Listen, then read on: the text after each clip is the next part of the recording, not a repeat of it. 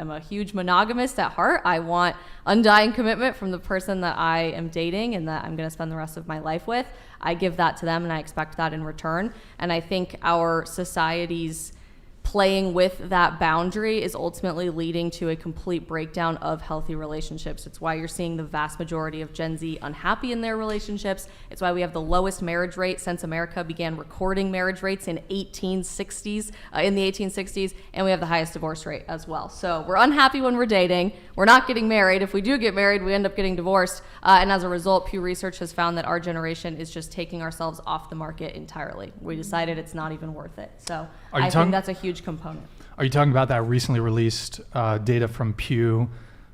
I mean, there's a whole bunch of data points, but the big one that I took from it was, I think it was comparing men and women between the ages of 18 to 29, and they found that women between the ages of 18 to 29 were twice as likely to be in relationships than men in that same age group. But interesting study. So the first one that I referenced, the majority of Gen Zers, if you are in a relationship, you are unhappy. I think the figure from Pew, if I'm remembering correctly, and obviously I don't have it right in front of me, was about 73% of us who are dating are unhappy, really unhappy in our relationships. Those of us who aren't dating are intentionally not putting ourselves on the dating market for either casual or committed relationships. But the study that you're referencing was fascinating. That came out a few weeks ago.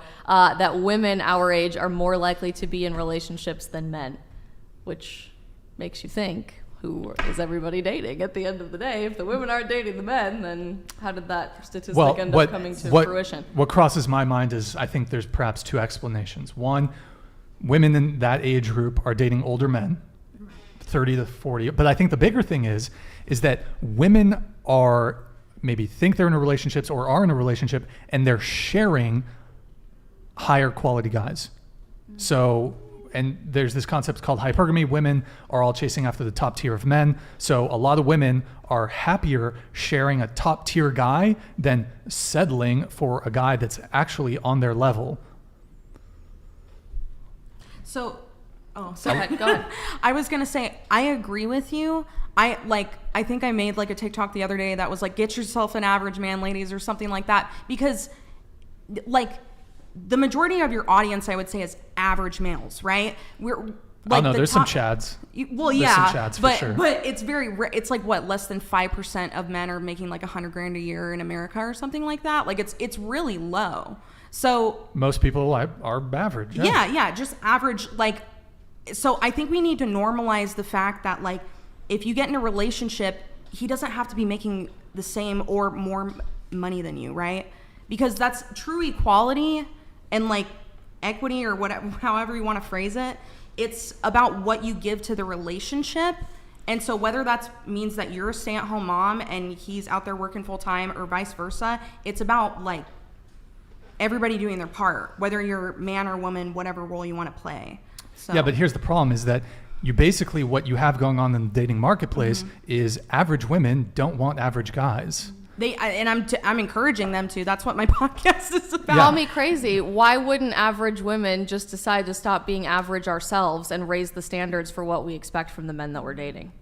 Sorry, explain that one more time. Rather than settling for an average guy, why wouldn't we just demand more from the men that we're dating? Because it's very hard for some people to take. Men respond extremely well to boundaries. They do psychologically. If you set a boundary for a man, either intentionally or unintentionally, he will honor that boundary. For example, if you let him continue getting away with cheating on you and being half in, half out of a relationship, being a situationship for months upon months upon months without ever committing to you or wanting to put a label on things, that's a boundary that you've set, saying it's acceptable for me to be treated that way. Why wouldn't we as women, actual feminism, I suppose, to be theoretical about this, demand more from the men that we're spending our lives with? I agree. And I think, like, here's where the problem lies, right? Men end up leaving because if that girl that's demanding respect and demanding boundaries, now she becomes high maintenance to them. This is, again, I'm speaking anecdotally, but I've heard this from men before. Now she becomes high maintenance, so they're leaving and they're going to find somebody that just says yes all the time. So what if we all did it? I hear all I the agree. time, all men want are sex. All men agree. want is sex. All men want is sexual partners. What if we as women just said, you know, we're not okay with that anymore. Polycystic. We want more. I completely Wouldn't that agree. force men to rise to that occasion? And similarly, men who might be listening to this, you should be going after women who expect those boundaries, because a rising tide lifts all ships, and that's going to improve. Well, the genie's out of the bottle. I mean, I think we can say in an ideal world, wouldn't it be fantastic if we did away with hookup culture? And I think that is desirable, but I don't think, you know, I think the culture war has honestly been lost to decadence and degeneracy. So, like, So there's no hope. I mean, lost. I think the culture war has been lost because you have academia, you have journalism, you have the mainstream media, which is all basically very, and without really going so much into politics, it's very left leaning. Mm-hmm. You know, every single university in the country has a feminist studies, a gender studies, a women's studies program. I mean, well, now this is getting into men's rights. There's no equivalent men's studies or men's rights things in education. We're 2 blocks away from UCSB, University of California, Santa Barbara. It's frequently ranked the #1 party school in the U.S. Major hookup culture here, and I would say across most universities and colleges, there is a major hookup culture. And then beyond college, there's a major hookup culture where it's just casual sex, situationships, all this stuff. I really think it's going to be a challenge to walk that back. I don't see How about instead of walking it back, we as a generation and as a society acknowledge we are at the end of our rope, that we've never struggled more as a society from a cultural perspective than we are right now. Despite living in arguably the most progressive and advanced society ever, we're miserable. So much so that a third of us as women in our teenage years, and a significantly higher portion of men in their young adult years, say we don't even want to be here at all. So maybe rather than walking back, we choose a new path forward. Well, but so, and you consider yourself pretty conservative, right? Yeah, So secret's out. I'm extremely conservative. yeah. But Shocker.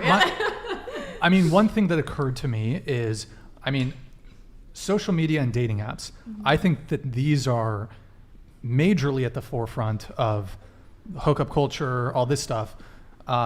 So government intervention, like how do you unwind the damage that social media and dating apps has done?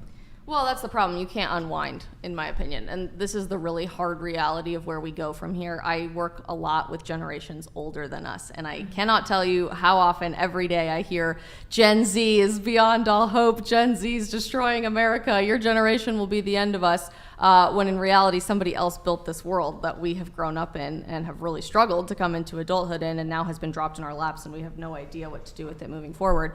Technology is a quintessential experience of what our day-to-day life is like, what reality is like. It involves our school, our jobs, our dating relationships, our sex is happening online. Let's just be totally honest. We've had a really long conversation about that on this podcast. I don't know that you can walk it back. I think we as a society would have to come to a cultural conversation point and change minds and culture from the inside out, rather than regulatory measures to do that, by saying, this is not working. We need to do more. I sound crazy that I'm like one of the only people in my own life that has never downloaded a dating app, nor have I ever wanted to. I've never had a desire to. I don't seek out opportunities to watch adult content. I don't surround myself with opportunities to do that because I've set a different standard for my life and encourage the other people in my life to do that as well. Imagine if we all banded together, regardless of politics, where everybody is seeking to divide us on this issue, and start today by saying, this is not working. Generation Z is falling apart at the seams, and clearly our dating life is a great place to start that needs more help than almost any other aspect of our culture. What can we do differently, returning to traditional values, but in a new way that would take us to a stronger future?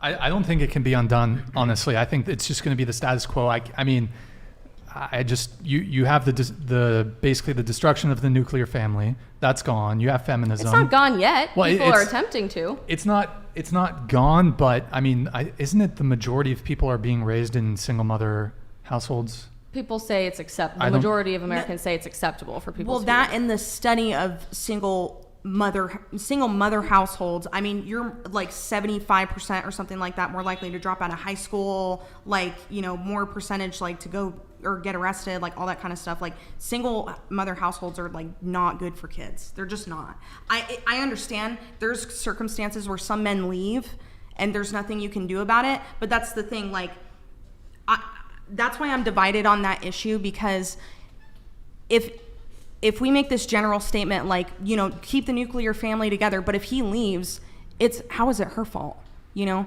And then you could say like, well, she picked a bad guy, but right. Well, there are ideal and unideal circumstances, right, for sure. But I guess just more generally, not pigeonholing ourselves in the single parent household conversation, I'm curious what all of you would say. Do you think that our generation is happy? Do you think that we're thriving? Do you think that this progressive society that we've spent so many decades trying to build a utopia to live in is working? I don't think any like previous generations were either happy. I wouldn't say happy either. Like obviously Gen Z's like hookup culture, blah, blah, blah. They're so blindsided by that, but it's because it's just like occupying them. Like living in a college town, living here in Isla Vista, I go out, I see people have meaningless hookups, all this stuff. But to them, it just like, that's what college to them is about. And that is kind of like ingrained into their minds from previous generations of people too. So how do we stop it? We can't.